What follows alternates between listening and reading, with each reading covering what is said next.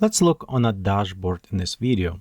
And you notice right here we have a menu. If I open right now, I have one follower. So it's myself following. And it's showing now available for me to track information. And we have three tabs: audience, sales, and consumption.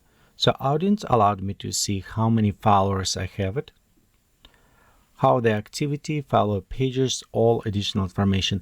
It's not very demographic or information, but it's good, provide again good enough information to see how popularity of your store or your product doing online.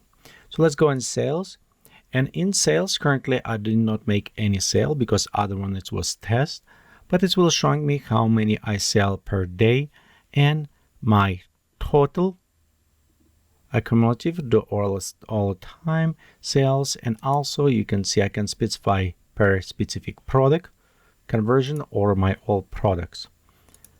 Also depend on what products and referral as well. But overall, mostly you will just look on all products. They also have a consumption, which is very nice addition, which is tell me how many, if I have a specific product to read or watch or listen to music. And currently I'm working with downloads, so it's showing me how many times was downloaded. So if I'm going to download a few more times, it's showing me right here how many it was.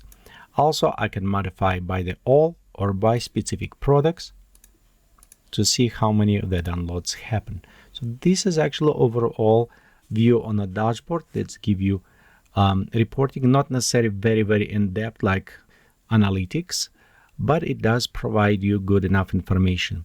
And remember, you always can go inside your profile, and inside the settings profile you can go and add your analytics information in here. So if you go to advanced, you can go and add analytics, which track and provide a little bit more demographic information for you as well if you needed more granular information on that.